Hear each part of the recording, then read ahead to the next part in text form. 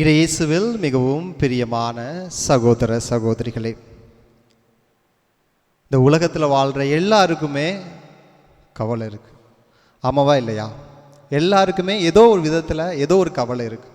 அது பணக்காரராக இருந்தாலும் சரி, ஏழையாக இருந்தாலும் சரி, உலகத்தில் வாழ்கின்ற எல்லோருக்குமே கவலைகள் இருக்கின்றன. ஒரு சிலருக்கு திருமணம் ஆகலைன்னு கவலை, ஒரு சிலருக்கு ஏண்டா திருமணம் ஆச்சுன்னு கவலை, ஒரு சிலருக்கு குழந்தை இல்லைன்னு கவலை, ஒரு சிலருக்கு குழந்தையா வந்து பிறந்திருக்கு, பிசாசு வந்து பிறந்திருக்குன்னு கவலை, ஒரு சிலருக்கு வேலை இல்லைன்னு கவலை, ஒரு சிலருக்கு செய்கின்ற வேலையில் லாட் ஆஃப் ப்ரெஷர் அப்படின்னு செய்கிற வேலை மேலே கவலை. இப்படி வாழ்க்கையை பார்த்தோம்னா வாழ்க்கை முழுவதும் கவலையிலே இருக்கு. ஆனால் இன்றைய நற்செய்தியில் கடவுளாய் ஆண்டவராக இயேசு கிறிஸ்து கவலைப்படாதீங்க அப்படின்னு நம்ம ஒவ்வொருவருக்கும் ஒரு ஆறுதலான ஒரு வார்த்தையை சொல்லி நாம் கவலைப்படாமல் இருக்க நம்மை தேற்றுகின்ற ஒரு ஆண்டவராக இருந்து, நான் உன்னை தேற்றுகின்றேன், நான் உன்னை கவலைப்படாமல் நான் உன்னை பார்த்துகின்றேன் என்ற ஒரு உறுதிமொழியை இன்றைய நற்செய்தியின் வாயிலாக நம் ஆண்டவராக இயேசு கிறிஸ்து தருவதை நாம் பார்க்கின்றோம். அதனால தான் ஒரு அழகான ஒரு கேள்வியை இன்று நமக்கு முன்வைக்கின்றார். நீங்கள் என்னை சார்ந்து இருப்பீர்கள் என்றால் ஏன் கவலை கொள்கின்றீர்கள்? நாம் ஒவ்வொருவரையும் பார்த்து இந்த கேள்வியை கேட்கின்றார். நாம் கடவுளை சார்ந்து இருந்திருந்தால் நாம் ஏன் இவ்வுலகில் கவலை கொள்ள வேண்டும்? இது நற்செய்தியினுடைய ஒரு மைய கருத்தாக. ஏனென்றால் நாம் கடவுளுக்கோ அல்லது செல்வத்துக்கோ இரண்டிற்கும் நாம் பணிவிடை செய்ய முடியாது. ஏதாவது ஒன்றுக்கு தான் நம்ம பணிவிடை செய்ய முடியும். இதை ஒரு பக்கமாக வச்சுட்டு இன்றைய முதல் வாசகத்தில் நாம் பார்த்தோம் என்றால், இன்றைய முதல் வாசகத்தில் யோயோதா அந்த அவள் இறந்த பிறகு அந்த அரசனை வழி நடத்துவதற்கு, அந்த யோவாஸ் அரசனை வழி நடத்துவதற்கு ஒரு ஆள் இல்லை. அதுவரை அவளுடைய பேச்சை கேட்டு மிக அற்புதமாக அந்த மக்களையும் அந்த மற்ற அனைத்து விஷயங்களையும் அழகாக வழிநடத்தி வந்த அந்த அரசன் அவளுடைய இறப்பிற்கு பிறகு தான் என்ன செய்கின்றோம், தான் ஏது செய்கின்றோம் என்பதை அறியாமல் என்ன செய்கிறான்? பிற தெய்வங்களை வழிபட ஆரம்பிக்கின்றான். பிறருடைய பேச்சை கேட்க ஆரம்பிக்கின்றான். தான் என்ன செய்கின்றோம் என்பதை அறியாமல், தான் எப்படிப்பட்ட நிலையிலிருந்து வந்தோம், 6 ஆண்டுகள் தான் பிறந்தவுடன் 6 ஆண்டுகள் ஒளித்து வைக்கப்பட்டு 7வது ஆண்டில் அவன் அரசனாக அவனை உயர்த்துகின்றார்கள்.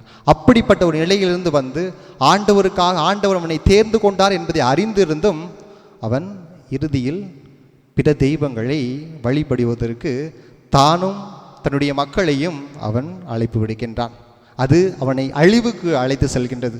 எத்தனையோ இறைவாக்கினர்களை கடவுள் அவர்களை பாதுகாப்பதற்கு, அவர்களை வழி நடத்துவதற்கு அனுப்புவதை பார்க்கின்றோம். குறிப்பாக யோயோதாவின் மகன் செக்கரியாவை அனுப்புகின்றார். இறைவாக்கினராக அனுப்பி, நீங்கள் மனம் திருந்துங்கள், நீங்கள் செய்வது தவறு, கடவுளாகி என்னை நீங்கள் வணங்குங்கள் என்று அவர்களுக்கு அறிவுறுத்துகின்றார். இந்த இறைவாக்கினர் மூலமாக அந்த இஸ்ரேல் மக்களை அந்த அவங்களுடைய அடிமைத்தனத்திலிருந்து மட்டுமல்ல, எத்தனையோ நேரங்களில் கடவுள் அவர்கள் மேல் இரக்கம் வைத்து அவர்கள் எவ்வளவு தவறு செய்தாலும் அவர்களை அரவணைத்து காக்கின்ற ஒரு தெய்வமாக இருந்து அவர்களை காத்தார். ஆனால் எத்தனை இறைவாக்கினர்களை அவர்களுக்கு அனுப்பினாலும், எத்தனை முறையில் அவர்கள் தவறுகளிலிருந்து அவர்களுக்கு மன்னிப்பு வழங்கினார்களும் அவர்கள் மீண்டும் மீண்டும் மீண்டும் பாவத்தில் தான் விழுகிறாங்க. அதுதான் கடவுள் அவர்கள் மேல் சினம் கொள்கின்றார். அந்த சினம் எவ்வாறாக இருக்கின்றது என்றால், அவர்கள் அந்த இறைவாக்கினரை கொன்ற பிறகு சின்ன படை தான், அந்த சிரியாவினுடைய அரசு ரொம்ப சின்ன படை. ஆனால் இஸ்ரேல் வைத்திருந்த மிகப்பெரிய படையை, வலிமை மிக்க படையை அந்த சிறிய படையினர் தகர்த்தெறிகிறாங்க.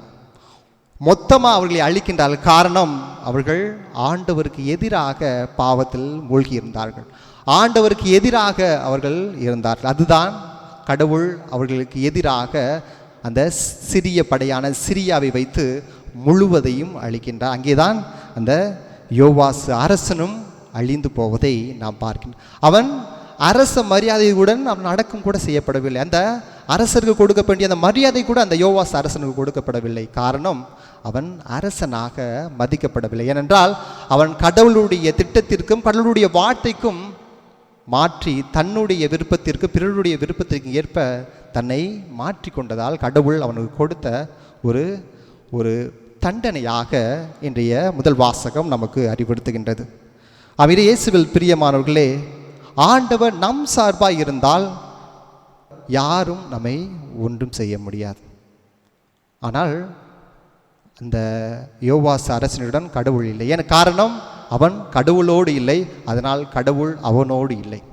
நாம் எப்போது கடவுளோடு இருக்கின்றோமோ அப்பொழுது கடவுள் நமக்காக போராடுவான், நமக்காக அனைத்தையும் செய்து முடிக்கின்ற ஒரு வல்லமை நிறைந்த தேவனாக இருக்கின்றார். இயேசுவில் பிரியமானவர்களே, இதுதான் இன்றைய வாசகங்களுடைய மைய கருத்தாக இருக்கின்றது.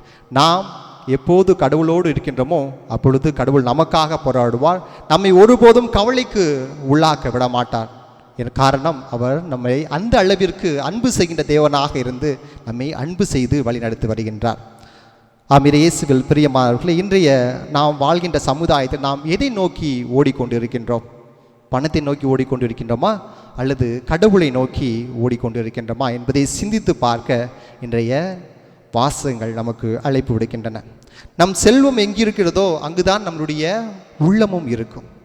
நம்முடைய செல்வம் என்பது, என்னுடைய செல்வம் இயேசுவாக இருந்தால், என்னுடைய செல்வம் கடவுளாக இருந்தால் நான் கடவுளை நோக்கி இருப்பேன். என்னுடைய செயல்கள், என்னுடைய சிந்தனைகள் அனைத்தும் கடவுளை நோக்கியதாக இருக்கும். நான் என்னுடைய சிந்தனை அல்லது என்னுடைய உள்ளம் பணத்தை நோக்கியோ பொருளை நோக்கியோ பெருமையை நோக்கியோ நான் என்ற அகந்தை நோக்கி இருந்தால் நம்முடைய வாழ்க்கையும் பாவத்தை நோக்கிய வாழ்க்கையாகத்தான் இருக்கும். அதைத்தான் இன்றைய வாசகங்கள் நமக்கு மிக தெள்ள தெளிவாக இருக்கின்றது. இன்று மிகவும் குறிப்பாக பார்த்தோம் என்றால், இன்று நாம் கடவுளை நம்மை ஆளுகை செய்வதற்கு நாம் கடவுளை தேர்ந்தெடுக்கின்றோமா அல்லது சாத்தான் பாவத்தினுடைய பிடி, குறிப்பாக பார்த்தோம்னா இந்த உலக காரியங்கள் நம்மை ஆளுகை செய்கின்றனவா என்பதை நாம் சிந்தித்து பார்க்க வேண்டும்.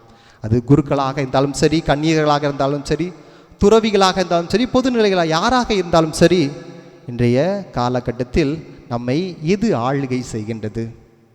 பணம், புகழ், பேராசை இவையெல்லாம் நம்மை ஆளுகை செய்கின்றனவா அல்லது நாம் கடவுளை அவருக்கான ஒரு வழியை கொடுத்து கடவுள் நம்மை ஆளுகை செய்வதற்கு நாம் கடவுளுக்கு அந்த வாய்ப்பை கொடுக்கின்றோமா என்பதை சிந்தித்து பார்க்க வேண்டும்.